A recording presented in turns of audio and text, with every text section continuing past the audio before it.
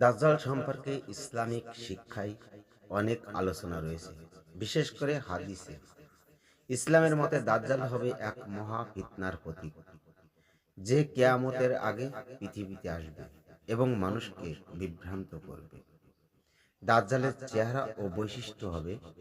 হাদিস অনুযায়ী দাজ্জাল সম্পর্কে কিছু গুরুত্বপূর্ণ বৈশিষ্ট্য উল্লেখ করা হয়েছে। দাজ্জালের এক চোখ থাকবে বিকল। দাজ্জালের একটি চোখ অন্ধ বা বিকৃতি থাকবে। মাথায় কাফির লেখা থাকবে, যা শুধু প্রকৃত ঈমানদাররা পড়তে পারবে না। খুব দ্রুত চলতে পারবে, সেই এক স্থান থেকে আরেক স্থানে দ্রুত যেতে পারবে।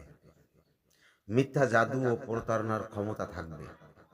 মানুষকে বিভ্রান্ত করার জন্য অলৌকিক কিছু দেখাবে, যা প্রকৃতপক্ষে ধোঁকা। স্বঘোষিত দেবতা হবে। দাজ্জাল নিজেকে ঈশ্বর দাবি করবে এবং মানুষকে তার উপাসনা করতে বলবে। পৃথিবীতে দাজ্জাল আসার সম্পর্কে সঠিক সময় সম্পর্কে নির্দিষ্ট কিছু জানা যায়নি। তবে হাদিস অনুসারে কিয়ামতের আগের বৃহত্তম ফিতনার পরীক্ষা একটি হবে দাজ্জালের আবির্ভাব। সে 40 দিন পৃথিবীতে থাকবে।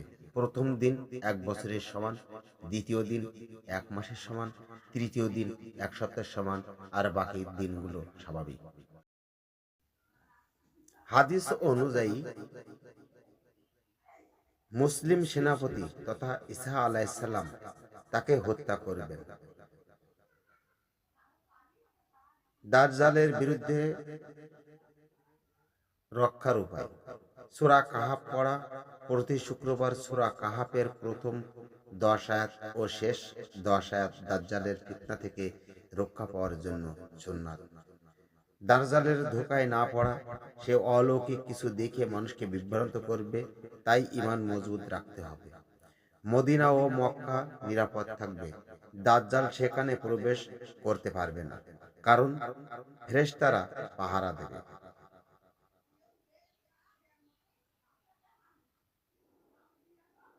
দাজ্জাল সম্পর্কে আপনার আরো কোনো প্রশ্ন থাকলে